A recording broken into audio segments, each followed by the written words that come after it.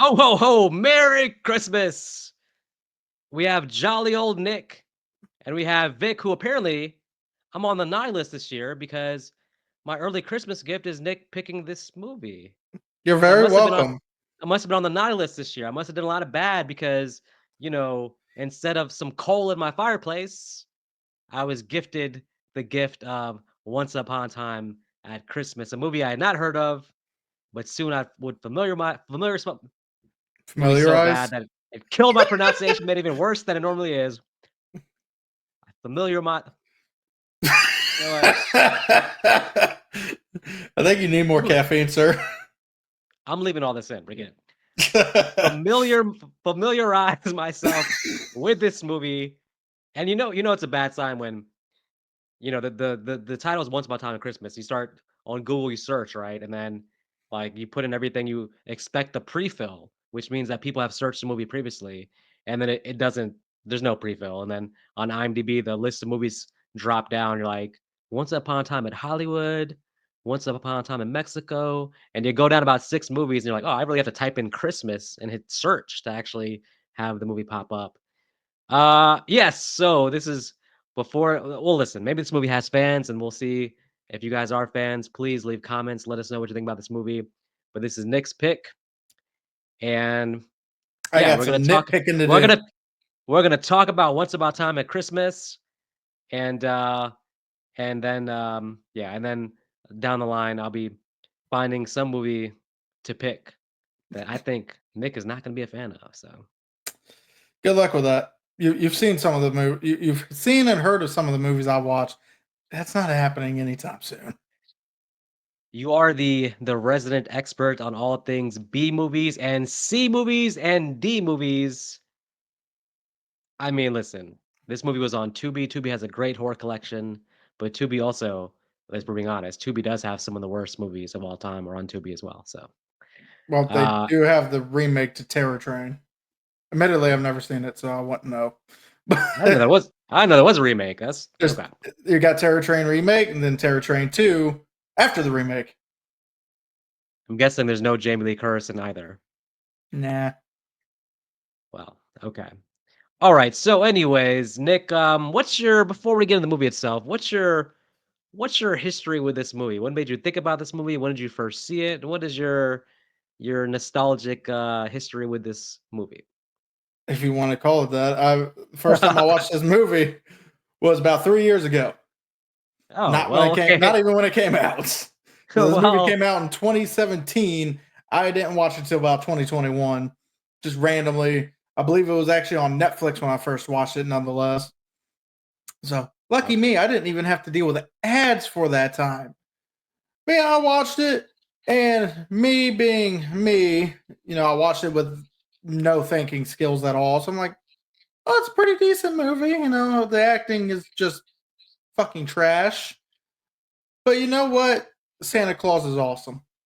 Reminds me like a overly too hard trying to be Freddy, and I'm down for it. Uh, we've talked about this before, but one thing about reviewing movies in any sort of serious way, where you're like taking notes, analyzing things, which we've been doing for a couple years now. Um, there's movies that we both have seen back in the day that we're like, I love this movie, but you're almost kind of like, man, if I sit down with the reviewer cap on and actually take notes and try to analyze it, it makes but you just naturally start to see flaws and stuff too. So it's like it's the downside of reviewing movies is that sometimes you get in your brain you just can't really you have to get your brain in a certain mode just to enjoy it for what it is and not think about it critically. This is the kind of movie that with my first watch, I would have loved to watch it late night, I'm laying in bed, nothing else to do, half asleep.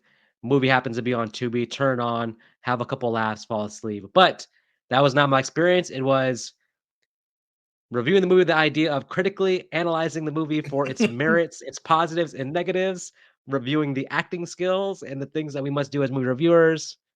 And that's why I'm so annoyed right now. But I could see why you back in the day, the classic brain turned off, first watch. I could see this movie leaving a good impression on that first watch. I can see it. I believe it. No. Well, how about unless you want to get into some backstory? I actually got just a little bit of backstory.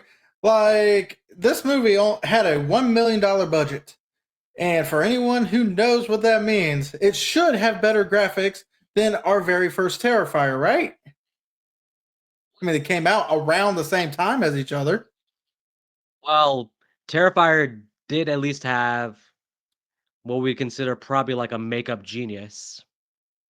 This movie Yeah, probably didn't have the skill level of anybody of a Damon Leone or a Tom Savini, but Savani or Savani, I don't know. Savini is Uh, what I say. I don't- it is you're right, it's definitely Savini. You're right, too much caffeine.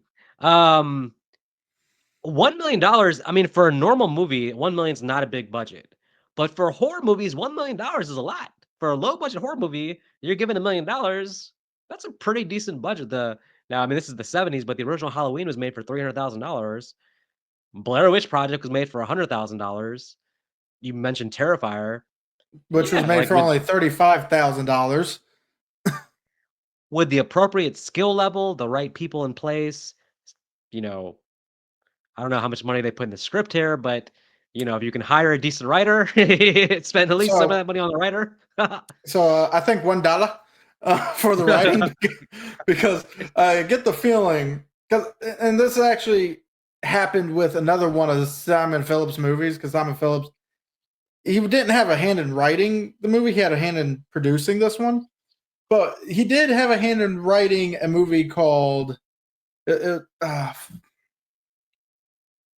I completely forgot what that fucking movie was. God damn it, that's a movie we'll never damn review.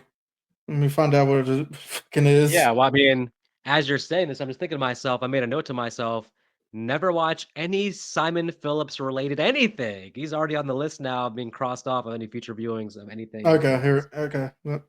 So now that I know what movie I'm talking about, let's get back to this. Okay. So I know Simon Phillips didn't have a hand in writing this movie, he had a hand in producing, but a movie he did have a hand in writing in is the atrociously bad Mousetrap. Mm. And I don't know if you even heard about this movie. I had the dumb luck of, I believe, and I hope I could be remembering this completely wrong, but I'm pretty sure I found it actually on Peacock, where I'm not even paying for Peacock. So thank you, Vic, for letting me watch some bad, terrible movies on your account. No, I want you to use Peacock in the future to watch good movies. Please, if you're gonna use it. They have a good selection of things. You don't necessarily need to be watching, this level of Travis mockery. So So anyway, the reason I bring Mousetrap in is because Simon Phillips not only wrote it, he only did one draft of the script. And something tells me that same thing, that same kind of energy went to this script. He only did one draft of what is potentially a good concept and didn't go anywhere with it because they didn't decide to revise the script because there's a lot of inconsistencies, a lot of issues that anyone who thinks about this movie is going to find in 5 seconds flat. yeah, in the writing world, a common writing advice, common tip, or common known thing is that your first draft is like meant to be terrible. The first draft is not meant to be seen by anybody. It's not supposed to be out there in the world. Your first draft is simply for you to get something on paper, and then you go back and revise, you edit, you turn it from, you know, chicken chicken Chicken shit shit, into hopefully chicken chicken nuggets. salad, or in this case, a terrible Cobb salad with no meat in it and no they forgot to deliver the dressing with it, so you just have God damn. just a salad, no cheese on it, nothing. You're like but you're hungry because you're like, "Man, I gotta eat this salad," but it's just lettuce and yeah. Okay, well, But that's unless but that but the yeah, revising is, it's a good idea to revise your script. unfortunately, I don't think they did that here because I will say this about this movie. What it has going for it is a pretty good concept on how the killers are targeting people. And so the movie's pretty much just about, Santa Claus and Mrs. Claus going around killing people in the form of the 12 days of Christmas music. So every day is not, they start off with a one, and then they escalate the numbers in a certain way that makes sense, that goes along with that song. And sounds like a pretty good concept. Then you start getting your twists and turns and a bunch of lines that eventually get thrown out the window because it doesn't make sense. That, or they wrote something, didn't revise that half, but then went to the last half and revised that because there's issues with this, and I'm still down for Well, it. and let me before we get in the nitty-gritty, let me just give my perspective because me and Nick were having this conversation about B movies and uh yeah, I'll put out there. I love the horror genre. For me, a B movie is still a certain level of quality though, especially I especially like movies that you consider to be so bad they're good. But there is a level below B movies. There is the C movie, the D movie. But which separates everything no matter what. The only sin of a movie, and this doesn't necessarily I'm not putting this in that category, but the only cardinal sin whether you're A movie, B movie, C movie is that the movie cannot be boring. If the movie's boring, that's the one thing that I would say universally everybody can agree like, that's not good. If this movie's boring and not entertaining, then that kills it for any audience. This movie has some entertaining moments. I'm not putting that category, but that's my overall rule. A movie can be so bad, whatever it is, but it's entertaining. If it's not boring, at least there's some things happening. I can watch it. Now, this is borderline for me though, so but but I was able to watch it though. So, Yeah, anyways, well, but anyway, pretty much our movie is, for the most part, we're actually following detectives trying to solve the case of the murders, which they also kind of go through some wacky hijinks with federal officers at some point with this movie, which, yeah, I mean, there is did the you there's the 2 plots there's a couple different plots going on. You're right, that is kinda like, yeah, that's true too. yeah, The you got cops are like the did you know the main cop, though, I feel like that's an actor I've seen before. I don't know Fuller in what or the movie. old guy? The old guy, I've seen him before in other movies, but I can't place him, but he was familiar. Well, if you've seen him in other movies, I hope he did better in those. Well, I have to think, like, if he was in another movie, like, was he bad the other movie? Like, how'd he get in this movie then? Well, Because apparently, if you don't really recognize him all that well to be able to put a name to his face, I don't think he was that good. I mean, you'll be watching a horror movie sometimes, you'll see, like, you may not know the actor's name, but you're like, "I've seen him somewhere." Also, to be fair, I don't think they did more than one take for each scene of this movie. Well, if their idea was not to revise the script, it might have been like, "Let's not even do multiple takes. Let's just." So, are you think what I'm thinking? I'm thinking that someone's walking around with $800,000 in their pocket. They were like, "Let's spend 200,000 the movie and let's walk around with 800,000. You're Let's steal you're actually being 800,000." a little generous. I was going to say 950. This movie might be a money laundering scheme. Something going on here, but, But anyways, I'm anyway, sorry. one thing, because I don't foresee us reviewing the second movie. To be honest with you, uh, I don't really review us seeing. I don't really see us reviewing the third movie if it ever comes out. So I'll just bring up that this movie was originally meant to be a trilogy. If Jigsaw ever captured us and tied us to a chair and forced us to review those movies, we would still just take the torture and be like, "Nope, I can't do it." So, Well, but I will bring up this movie. This movie was originally meant to be a trilogy, mostly because the creator the director Paul Tanter or Taunter, Haunter, we'll call him Haunter, originally did want to make a whole Christmas trilogy because he's like, no, I have yet to see a trilogy based on a horror trilogy based around just Christmas. Mm. So even though technically we do have a trilogy, so I don't know what he's talking about with Silent Night, Deadly Night, because the first three movies do technically go together very There like 5 weirdly. aren't there like 5 of those though? There's five of those, but the first three all center around the same set of brothers. Hmm, Because okay.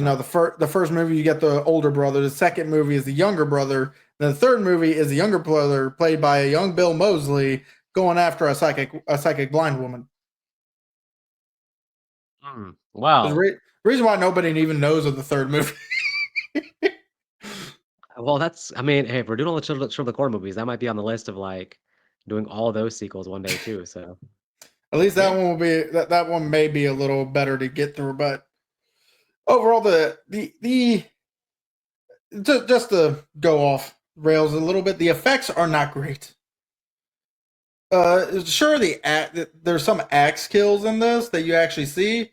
CGI looks like shit, but at least you see an actual axe going into somebody. Movie magic wise. CGI does look like Sharknado type levels where it's like everything looks like very computerized and weird. So, Except Sharknado uh, was a comedy, so it worked. This one is supposed to be a serious horror, so it doesn't. but I guess we have to say we can't compare like Terrifier is like a special 1 in a million type thing. Most low budget horror aren't gonna like look as good with their effects as Terrifier did. So we can't compare it to that.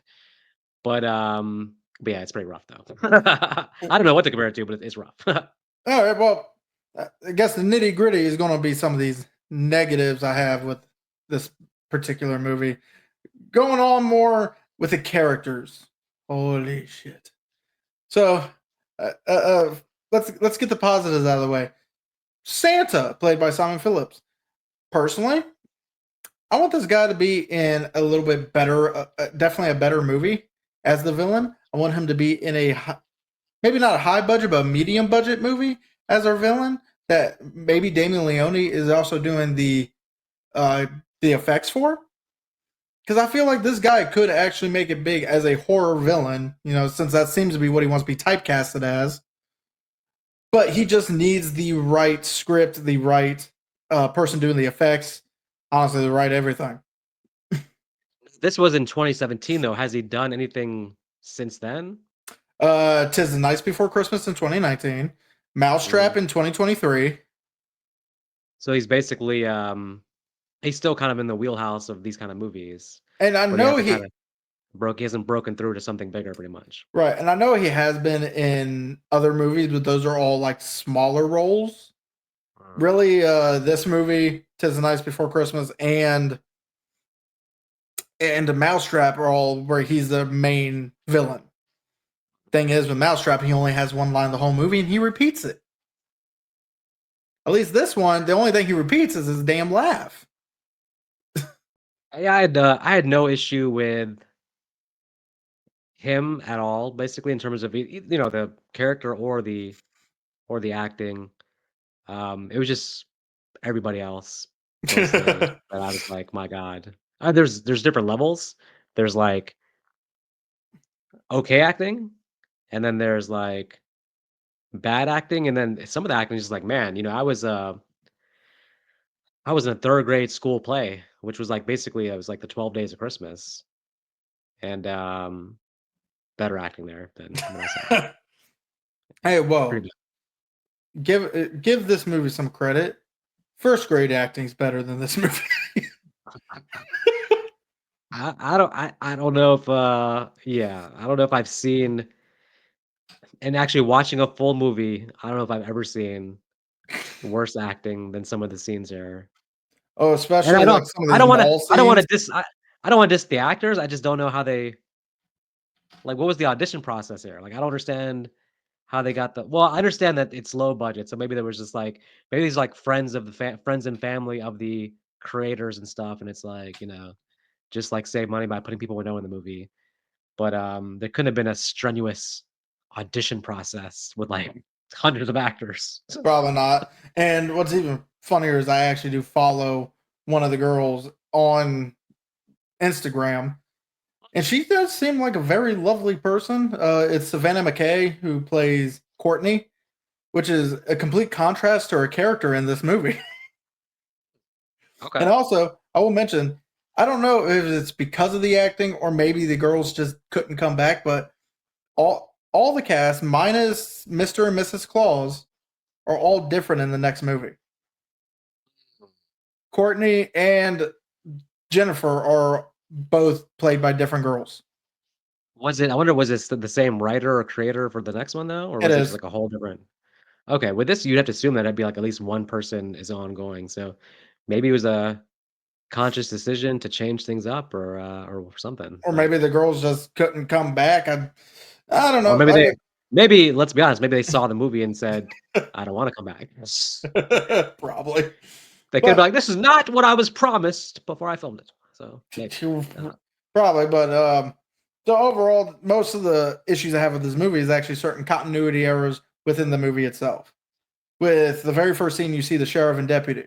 The sheriff himself, the actually no, let me revise that because you don't learn much. So the first scene where you meet the mayor, the sheriff is waiting in the courthouse. Mayor asks him, "Hey, how long have you been in this town?" And I always thought the sheriff said 3 years. Uh, Probably because I didn't have the movie all that high. This time I had subtitles on, and the sheriff said 30 years. And the mayor decided to tell him, "Oh, well, we like to keep things simple here." Boy, he has been sheriff of this town longer than you've been alive. what the hell? That doesn't make sense. But Yeah. I mean, what makes the most sense is the fact that yes, the sheriff wants to close the mall, but this mayor is like the mayor from the movie in Jaws. He doesn't want to close what is making this town money. So our human So, villain is kind essentially of just causing similar people to die. similar to the, thing in Thanksgiving too, the movie where it's like, you know, that message always about, you know, leaving the store open to make money kind of thing, so. Yeah, pretty much. I mean, it's a very easy played cliche, but sometimes you need these cliches to be able to keep a movie going. But still, I'm pretty sure the sheriff would know that you want to keep things simple after 30 years on the force in this town. He knows more about the town than anybody else, so yeah. Also, the other funny thing is the mayor even asked him, "Oh, is the killer in the mall?" Because to be fair, the sheriff isn't really asking to close the mall. He's just asking for a. Actually, no, he is asking to close the mall. Damn. Actually, yeah. So, so yeah, at first, the first time the sheriff is asking to close them all. Next time he proposes a curfew, which makes more sense. But the mayor does ask a pretty sensible question. "Oh, the killer's in the mall." Well, no. It's like, you're supposed to say maybe. Because I'm pretty sure you don't even know if the killer's in the mall or not. Yeah, that's true. And then of course we get a few other murders, and then you find out from Deputy Fuller later on that he says he has not been in town as long as some people, meaning he's definitely been there under 30 years. And I'm judging by Fuller's age and the way he carries himself. He's not only prior military, but but I'm assuming he is late 20s. So I would assume he's hasn't been in this town long. But wait, come to find out, no, he's been in town long enough to say he's known Jennifer his whole life. I don't know if that was just a mistake in dialogue, mistake in the script, This or is they. this is that first draft without revising. It's all showing its ass there, so. Yeah, because I'm assuming Jennifer is 17 to 18 years old. This man is older than her. It could be a nitpick, but how can you tell me that you've known her your whole life when you're older than her? Shouldn't the technical way to describe that is, I've known you I've known you your entire life, not my entire life, yeah. yeah, so Yeah. yeah, something like that. But then it also tells me that, oh, Fuller has been in town for 18 years, but yet this is being a small town, he doesn't know a lot of these people because he even got Mhm. asked, "Well, don't you know him? It's a small town." It's like, I haven't been here that long. That line Yeah. makes me think he's been there maybe a year. Yeah, I mean, I'm not surprised. What we're doing basically is, like, we're seeing, like, the turkey's out the oven, the turkey's completely burned to a crisp, and then we're, like, digging in and being like, "Oh, and, The even inside's burned to a inside crisp. the seasoning is bad too." It's like, we already know it's gonna be a bad experience from the burnt turkey, but now we're, like, digging in and being like, "Oh, yeah, and this is not even moist on the inside or anything," so. Uh, Another one for you. Why did the Frenchians, which is the third attack scene, this is where they have to kill three, which they choose the two women and the dog. Why didn't they run? I understand you can still have the killers catch them, but they had plenty of time to start running, like maybe up the stairs or maybe through the kitchen, jump right out the window, probably break their necks when coming out because, horror movie logic that Vic likes to bring up so much. Well, yeah, people definitely do be acting different in horror movies, and In this different things case, happen it's that are horror movie logic, so fall down and let a crazy woman beat your head in with a baseball bat, while in the murderous Santa kills your daughter with an axe. yeah, that's probably the worst thing I've ever seen, so And then probably stomp on the dog. Which why did the well dog run? There's no well, way that dog thought it was going to be able to protect anybody. this sounds bad, but just quick note, nothing can the bottom of the barrel is always gonna be zipping yourself up in a body bag. It's always gonna be the worst thing I've ever seen someone do in a horror movie, so shout out to the movie Valentine. and, What the hell? Anyways, but yeah. and then and this is more of a goof that I found that I paid attention to this time. Uh, when Fuller actually finds the Frenchins after like 3 or 4 days of these bodies rotting, I mean it's probably cold enough that the bodies froze over. I'm sure. Uh, you can actually see the girl who's laying on the table before the camera zooms, focuses in on her. Her eyes actually blink. You know, Mm. when I caught that, I was I laugh every time I catch that. It's pretty funny. So that even if the actor/actress messed up there, that's all on the person editing the movie, 'cause you can edit that out, so I gotta go, blame that, and then have you already mentioned the smiling girl with the arrow in her throat? Because that's, Not yet. pretty Actually, we're at the scene now. If you want to talk about it, you know, they kill the girls in the bathroom, and I actually have an issue with this scene. Besides the smiling girl with an arrow in her throat, apparently that arrow tickled the way she was smiling, though. I was gonna say, I've never had an arrow in my throat, but I gotta think that it's not this enjoyable. It looks like she's been into a sugar cookie. I mean, I don't understand why she smell like that. A brown sugar cookie. A brown sugar cookie. Let me just take a moment to mention that, folks. Dunkin' seasonally has their, brown sugar cookie flavored coffee right now, and I'm just here to say it's not good. And I have my cherry flavored Mountain Dew, and it is delicious. Yeah, usually coffee for the W, but today coffee taking the L, Dunkin' taking the L. I'm taking the L because I'm still drinking it, so Well, unless you want to go ahead and order yourself another. I'm already halfway through this. So, yeah, in the bathroom scene, the idea is that they have to leave one alive because, it doesn't fit with their The goal. Yeah. And it's also the first time you hear Santa actually say words, because this whole movie he's just been laughing, trying to imitate Freddy Krueger. This time he actually says words while staring, uh, kind of creepily. Which, granted, he's a villain; he's supposed to creepily at what's going to end up being one of our survivors. With her acting, sorry, Savannah McKay, but you shouldn't have been alive past the scene. But she's not the worst though. She's not the worst. Well, that's So, fair. You know what? If I had to choose, she would have been probably our main character instead yeah. of the Yes. girl they played Jennifer. I thought she was the main character at first, and then slowly it wasn't. She was more like the friend. But I think that yeah, like I said, there's levels within this movie, and, she's definitely not at the lowest level, so Then we get the fact that our mayor's a nasty creep because you know what? Cool, you're going to a strip club. You know what? As a mayor, it doesn't matter. At least in my opinion, it shouldn't matter unless you're like married and you're doing it to get away from your wife. Then that's something to worry about. But I wouldn't go to strip club in my same if I'm there of a town.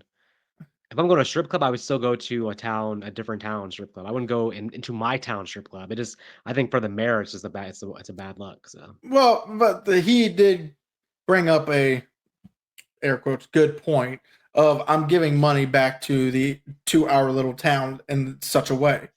However, yeah, right. he mentioned something that He's this script should have he's left out. he's paying some tuition here, yeah. I get it, I get it. Yeah, well, he mentioned something that he probably should have left out, and that is his niece started working there, Oh, and his exact words was, "And she's a fine woman now," or no, she's all grown up now. I'm like, oh, well did you really have to add that in this movie? Sad. I mean, we already don't like the guy. You don't need to give us that. I'm just glad they didn't actually show him talking to his niece in this movie. Should have called this movie Once Upon a First Draft. Once upon a 'Cause first draft, all because I'm that would seeing have some been stuff that if someone came in with a polish, would have been like, "Ah, remove that line, remove this line, fix uh, this." and then we get probably Vic's favorite style of mass murder because he loved this scene in Hitcher. Mhm. Almost the exact same thing, except I think in the Hitcher was less cops. There was only three, right? In that scene in the Hitcher. I believe so. This one you get five highly trained, air quotes again with highly trained federal officers who should be able to defend themselves from a killer with an axe when they have bullets. And yet it Well, if it's the one guy from Violent Night, if that's the Santa we're talking about, I understand you can't really take him out, but not it's this guy. not. So but the funny thing is when Klein comes back, when Officer Klein comes back into the room, everyone is just it looked like they were all playing a prank on him, honestly. They just like drunk fake blood, spit it out in their mouth, and then laid on their desks. They didn't even look like they put up a fight. And I thought they were all going to jump out and say, "Surprise, we got you," because none of us really care about this situation here. Up until Acting. up It was until just bad acting. up until our Santa was behind Klein and rocked him with that axe. And I'm still trying to figure out, wouldn't that, because the axe hit him right at the temple. Mhm. Would that not have killed him immediately? Yeah. Within seconds, if not immediately. But Yeah. yet the scene lingers on blood splatter while you hear Klein screaming in pain, screaming, "Help me." I think I think something I've noticed the more movies I watch, it's like I think I appreciate most with like good movies or like good filmmaking is like when like knowing when to like stop the scene and move on or knowing like how long to stay on the scene. It's like with the bad movies, you can tell like sometimes and now sometimes it's just sort of they're trying to pad out the runtime. So it's like we got to make certain scenes as long as possible to get us to 90 minutes. But you can really tell, like, when movies mess up and, like, there's too many scenes that go on way too long and stuff like that. I'm really appreciating just movies that know when to cut. And yeah, but Yeah, I don't know. this one really should have just cut, with the axe, because we see somewhat, the axe going in his head, then it was quick cut to the blood splatter. Leave it at that.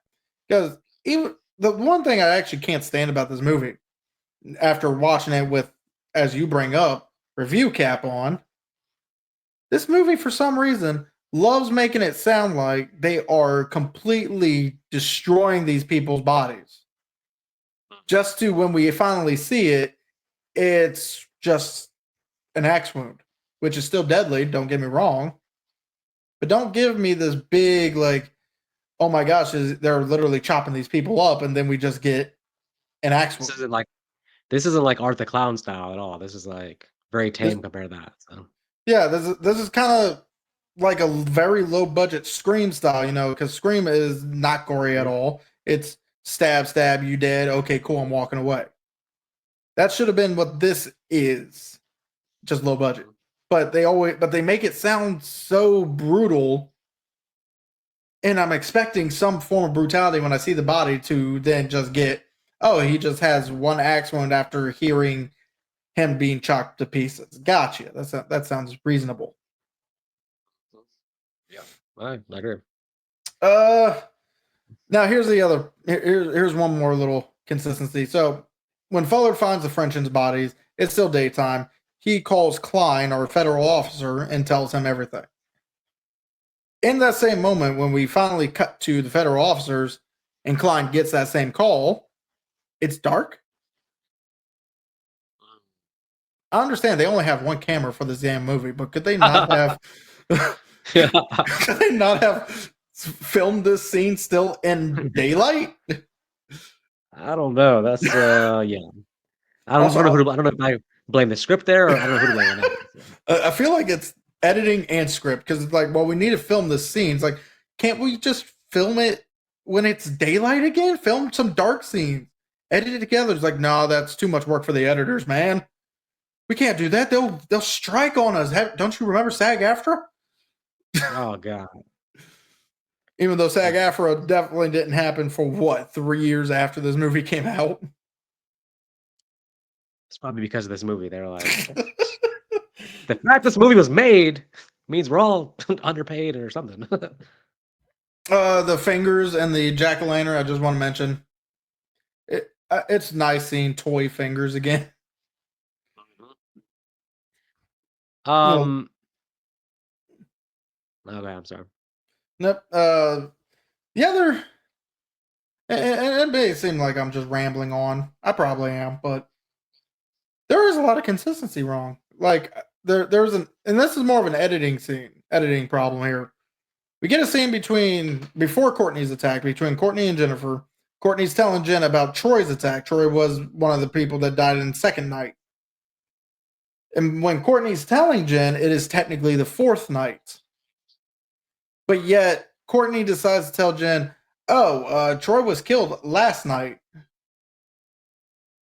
So you It's just didn't very put the scene. lazy. Yeah, Didn't put the lazy scene in stuff. the correct place. I don't think it's more of a acting or a misstep as much as it is the editor just didn't put this in the right place. Yeah, but the thing is, like, we realize that everybody involved, especially the director, I mean, they watched the movie before they released it. So it's like these things are like just so like, why couldn't you fix some of this stuff? I don't know, but I guess some of the time, I guess the editor sometimes though has like things where it's like maybe yeah, they're just given the footage. They can't fix everything. Like they can't make new dialogue and stuff like that. But it's just Right. lazy stuff. So Right. So I just don't worry. I'm about to wrap this up with two more things, three more things.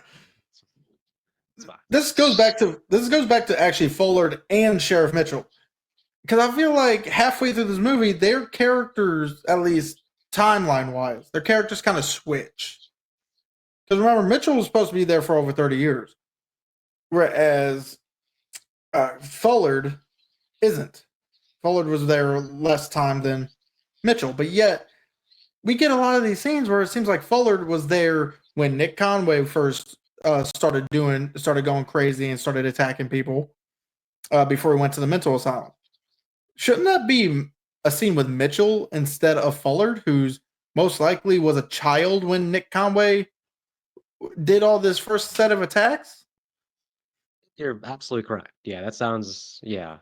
Well, yeah. What the hell? Huh? I mean, I guess technically, with what I'm assuming Fuller's age is, he was probably like a young teen, but he still would be a child.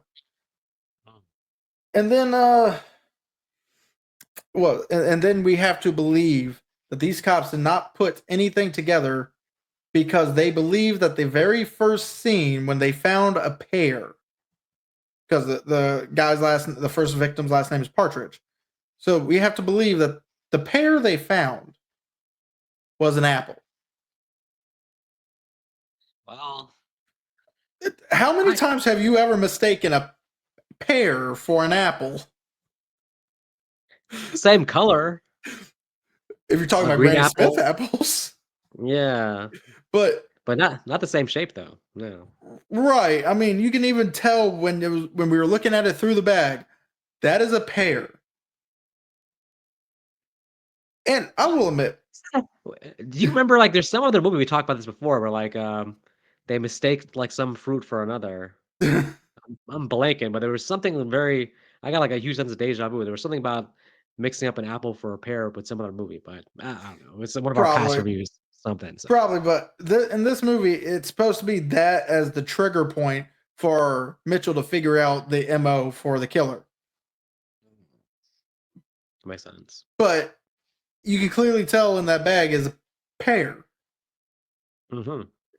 You know, it has it has the ball shape at the end, you know, like an apple, but then it has a little nipple part at the top, like a pear. I'm just trying to make sense. Did it look like an apple to you when you watched this movie? No. Oh no. And what's even worse is on the board behind Mitchell when he finally gets told it's a pear. It has it written on the board, pear. Why? So we're still supposed to believe that the pear is what causes them to figure out their MO. Now, watching this movie, you know, when I first watched this movie, it was around Christmas time. I did just listen to 12 Nights of Christmas. So by the third kill with Frenchin, I realized, okay, I see what they're doing. It's a pretty good concept. I like the concept of this movie. But make it more believable on how they figure it out. I think it was supposed to be like the audience figures it out relatively quickly as long as you're like versed on, you know, Christmas in Pain. general. Yeah, fair. But yeah, And the over my last, head. yeah, even though honestly, the more annoying part is the strip club scene apparently was supposed to be nights 9 and 10 in one. Oh, Plus, we technically don't get a night 11. I mean, I know they say plumbers plumbing or something like that, right. but there wasn't 9 plumbers being killed or 9 toilets being plumbed. I Okay, don't know. that's We true. didn't see the whole town. But the most annoying part for me, this could be because I'm prior military. I have now my ID finally says veteran on it. Nice. Uh, but they kind of mess up twice with this one. So Nick Conway is are saying his name. He was part of the British military. Okay, cool. That sounds cool. She says, "Oh, and when he came back, he's like, huh? If he was part of the British military, then he would have been in Britain when he either enlisted or got drafted, which means he Yeah. would have went back to Britain or yeah." So I'm trying to figure out was she, maybe a nurse during the Gulf War? How did she actually? How did this Lucy? Because we found out Jennifer's his daughter. How did Lucy meet Nick Conway now? Yeah, we're just we're questioning a script that clearly had no thought or focus on it. At this And point, we're and, just and I got one more thing about this whole military service because I'm fine with a military member being a villain if it's done right. yeah. And for the most part, it is. You got a killer who apparently is skilled enough to take out 5 trained FBI agents with just one crazy Harley Quinn lookalike. But then when he's talking to his daughter, he's like, people go crazy when they kill for Uncle Sam. I'm like, British military, not American, dude. British military doesn't kill Yeah. for Uncle Sam. What the hell? Oh god. This is this And gets this is worse and worse. and honestly, you're just now picking it up. I see by your reaction, you're just now picking it up because, as you mentioned earlier in this review, you're practically on your phone for this last half of the movie. I was checked out. I looked up when they were talking about, she was revealing the whole thing to the daughter, and then, of course, the daughter's like, "No, there's no way." And then I was getting the broad strokes, and then, of course, when they reveal themselves to the mother, and then the whole party scene at the end, unfortunate for Romeo confessing his love and then getting the axe in the chest. Ugh. Well, at least Nick did allow him to confess his love to his girlfriend. He did get it off his chest, but then he replaced that with the axe in his chest. Right. So, So overall, my main, not after rewatching this movie as kind of a critic, my main problem with this movie used to be this ending. Because after the type of movie we got, I was expecting something a little more exciting. But then we just get him trying to talk to his daughter by saying the exact same thing of "You can kill. You're my daughter. We're all the same here." I'm like, do something, maybe. yeah, And again, then I was lazy. thinking, okay, maybe our climax is really going to be between Courtney and crazy Harley Quinn chick. Yeah. No, because Crazy Harley Quinn chick looked like she actually wanted to kiss the girl. I'm Yeah. like, you have her in a bear trap. She is obviously too damaged to move. Granted, she had her arm. She should have been fighting back, but I understand a low budget movie is not going to have a fight because they don't have stunt doubles. But you can do maybe a Do chase something. scene. You can Yeah. you have you have Mrs. Claus with a crossbow. You can have a chase scene with Courtney where Mrs. Claus is actively trying to kill her. There's things you can do. You don't have to. It doesn't have to be a fight scene, but yeah, you can do something. So Yeah, so the ending used to be the worst part of this movie for me. And it kind of now turned into kind of medium for me after rewatching this movie and finding all of these continuity errors. I was like, that's the worst part. Not anymore, honestly.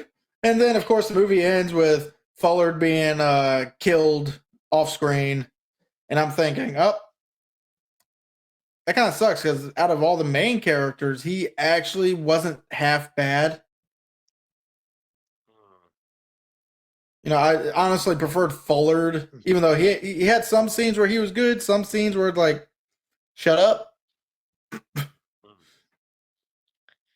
All right. Are you done analyzing this movie on a serious level? Let me just throw this out there. This movie is so bad that the only note I took writing it was get revenge on Nick Arcana. Payback for this movie is coming sometime soon now. As you said earlier, it's very hard. If you set the task out to be like, I'm going to find a movie so bad that Nick Arcana can't stand watching it. For him specifically, that's one of the hardest tasks in the world. Anything I find, he's gonna be like, "Oh, I'm looking forward to watching that." So this is gonna be a tall challenge to get revenge here, but I will find something, and I know it's out there because I know that, for example, he was not a fan of Troll 2, so I gotta find something a little bit higher on the IMDb rating than Troll 2 because we also made a rule that there'll be nothing below a 4 on IMDb, but payback is coming, and that's my takeaway. I don't blame the movie. I don't blame the script. I blame Nick Arcana for picking this movie and us having to watch it. And so revenge will be coming, sir. So Well, that's my review of the movie. well, if it makes you feel better, I'm not telling you which movie you could easily choose to piss me off. Because Wow. what I will give What you a hint. you It know is a you AAA know movie. who I'm gonna ask, right? Hmm. Hmm. Hmm. I'm gonna be asking your wife what movie she suggests. She'll if anybody will know, she'll know, hopefully. We will Uh, conspire together to make you miserable, sir. So well, maybe grounds for divorce. then she gonna kill me then. That won't hold up in court, sir. She made me watch the movie. No, okay, but in all seriousness, I can with a good conscience to our audience, anybody who's been able to sit through this podcast so far. Let me retrace that because we don't want to diss ourselves. Hold on. I can, in good conscience, to our audience, recommend this movie. I can't say, "Hey, make time out of your busy holiday season to sit down and watch this movie." Uh, Take this as a warning sign that if a friend happens to recommend this movie to you in the future, just be like, I'd love to, man, but I was watching this podcast where they're talking about it, and Vic Azim told me, do not take my friend's advice recommendation. Just say no. Just move along. Watch something else. So take this whole episode as a warning sign, a critical sign to steer clear. Now that said, I'm gonna let Nick give his final thoughts because his might actually be a full blown recommendation, which is okay because listen, one man's trash is another person's favorite movie. I guess maybe. Well, so my final thoughts is even though it's bad acting, bad continuity errors, bad effects, and overall, you can say it's a bad movie. But what I will say is this movie actually has a weird type of charm to it when it comes to turning your brain off I and gotta hear shutting the this. fuck up.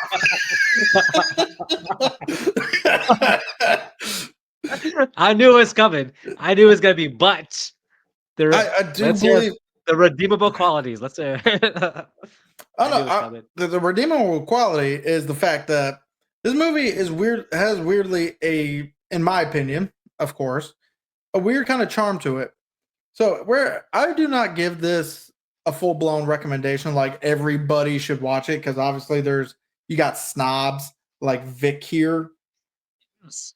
that no can't stand these B movies that are Oh my god. under the Wait, 4.0 wait, wait, scale. wait. Wait, B movies are fine.